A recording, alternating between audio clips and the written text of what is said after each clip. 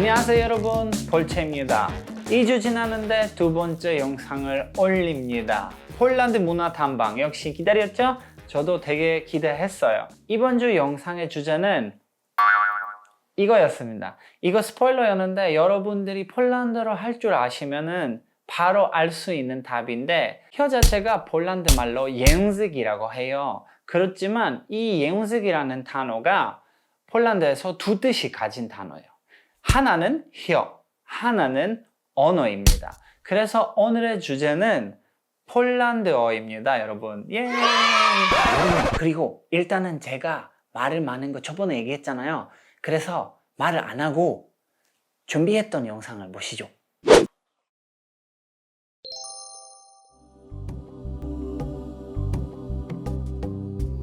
폴란드어는 정정 어려운 언어로 여겨집니다.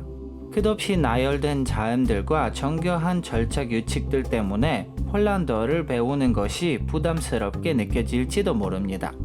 하지만 여러분들이 폴란드어를 배운다면 좋은 이유들도 많이 있습니다. 폴란드어를 배워야 하는 이유.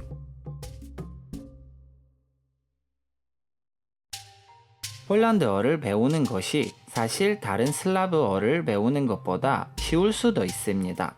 폴란드어를 배울 때 완전히 새로운 알파벳을 배울 필요가 없습니다. 폴란드어를 배울 때 해야 할 것은 몇 개의 발음 구별 부호와 문자 조합을 배우는 것입니다. 그것만으로도 준비는 충분합니다. 폴란드어는 두 번째로 많이 쓰이는 슬라브어입니다. 전 세계적으로 약 4,400만 명의 원어민이 있는 폴란드어는 세계에서 두 번째로 널리 사용되는 슬라브어입니다. 폴란드 공동체는 세계 곳곳에 자리 잡고 있기 때문에 가까운 곳에서 폴란드어를 배울 수 있는 장소를 찾을 수 있습니다. 폴란드어는 다른 슬라브어로 통하는 관문입니다. 전 세계적으로 3억 명 이상의 슬라브어 사용자들이 있습니다. 폴란드어를 알고 있으면 러시아나 불가리아어, 체코 또는 크로아티아어를 이해하는 것이 더 쉬워질 것입니다. 폴란드어는 친숙하면서 이국적입니다. 폴란드어를 배우면서 여러분들이 이미 알고 있는 영어와 같은 인도 유럽어들과의 유사점을 발견할 수 있습니다. 또 한편으로는 폴란드어가 신비롭고 이국적이라고 느낄 것입니다. 아무튼 폴란드어를 배우는 것은 많은 기쁨과 예기치 못한 것들의 발견이 될 것입니다. 동유럽의 역사는 매력적입니다. 폴란드어는 유럽의 가장 매력적인 역사 중에 하나를 더 알아낼 수 있게 해줄 것입니다. 여러분은 폴란드가 100년 이상 유럽 지도에서 사라졌다는 사실을 알고 있습니까? 폴란드 문화에 빠져들 수 있습니다. 폴란드어를 배우고 마스터하면 가장 풍부하고 매력적인 유럽 문화 중에 하나를 직접 경험하게 될 것입니다. 노벨 문학상을 받은 미워시와 셴버스카 같은 시인들의 문학 작품이나 브루노 슐츠, 볼레스와프 레시만, 비톨드 곰브로비치와 같은 천재들의 문학 작품, 그리고 공상과학의 고장 스타니스와프 렘의 문학 작품들은 여러분들이 폴란드 문학에 빠져들도록 만들 것이고, 그러고 나면 여러분은 폴란드 문화에 대해 더 알고 싶게 될 것입니다.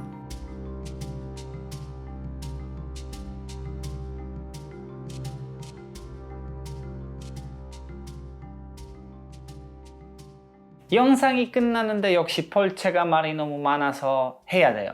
일단은 여러분 덧붙이고 싶은 얘기가 있어요. 바로 뭐냐면 폴란드 노벨 문학상 수상자들이에요. 여러분 한 명도 아니고 두 명도 아니고 5명이에요. 여러분 헤드릭 셴케비치, vladyslaw 레이몬, 체슬라프 미워시, 위스ława 셴버스카, 그리고 최근에 올가 토카르축입니다. 제가 이분에 대해 왜 얘기하냐면 바로 여러분 책을 구했습니다. 이 책은 한국에 팔아요.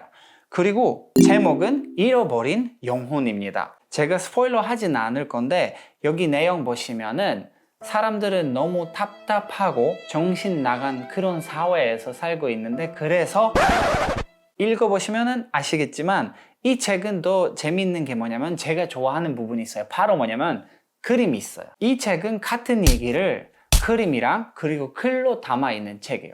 그래서 일단은 추천하고, 다음 얘기 뭐냐면 아마 여러분들이 궁금해하는 부분들일 거예요. 바로 높임말. 높임말 있냐 없냐. 조금 애매한 얘기거든요. 일단은 있기는 있어요. 있기는 있는데 폴란드어가 한국어랑 굉장히 다른 것 같아요. 폴란드어 높임말은 영어랑 굉장히 비슷하고 단어 선택에 따라 높임말이 되거나 반말이 되는 케이스예요.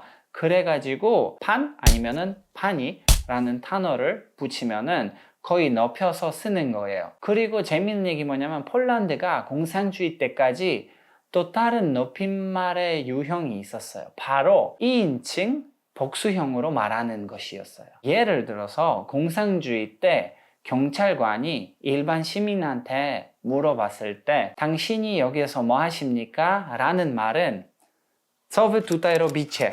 라는 말을 했거든요. 근데 그거 바로 당신들은 여기서 뭐 하십니까? 라는 말이에요. 굉장히 웃기죠? 그리고 저희 엄마가 저희 할머니한테도 똑같이 말을 했어요. 그래서 당신들 아니면 너희들 배고파요? 너희들 뭐 하세요? 너희들 뭐뭐 했어요? 너희들 뭐뭐 아직도 나이 많은 분들은 이 유형을 쓰긴 써요. 그렇지만 젊은 친구들은 요즘 잘 안 쓰는 것 같아요. 또 하나 얘기는 뭐냐면 일단은 전체적으로 슬라브어 자체가 어려운 편이긴 해요. 그래서 슬라브어 배울 때 조금 힘들 수는 있는데 폴란드어가 그나마 다른 슬라브어보다 조금 쉬운 편이에요. 왜 그러냐면 우리가 라틴 알파벳을 쓰기 때문이에요. 거기에다가 글자 몇 개만 배우시면은 그 뒤로도 조금 쉬워질 거예요. 그리고 조금 더 어려운 부분을 얘기하자면 이중 글자들이 또 있어요. 그것도 몇 개밖에 없는 거예요. 시, 치, 즈, 즈, 지, 즈 이렇게 몇 개가 있는데 이거 배우시면은 이제 완벽하게 폴란드어를 읽을 수 있을 거예요. 그리고 역시 여러분 제 이름 맞죠? 프레미스업이라고 하는데 사실은 P 레터 다음으로 바로 이중 글자예요. R이랑 Z예요. 그래서 이거는 Z로 읽은데 아무튼 여러분들은 지금 아마 머리 긁으면서 폴란드 굳이 배워야 되냐 하고 계실 건데 일단은 그 선택을 제가 여러분들한테 남기고 제가 역시 바쁘니까 다다음 주 영상을 편집하기 위해서 먼저 갈 건데 오늘은 뭔지는 알지? 궁금한 거 있으시면은 여기 밑에서 댓글 남겨주시고 만약에 폴란드어에 대해 또 궁금한 게 있으시면은 culture.pl에 폴란드어에 대한 기사가 있습니다. 그래서 여기 밑에 주소가 있고 여러분들은 궁금하시면은 가셔서 읽어보면 돼요. 그러면은 뭔지는 알지? 다다음 주에 보지.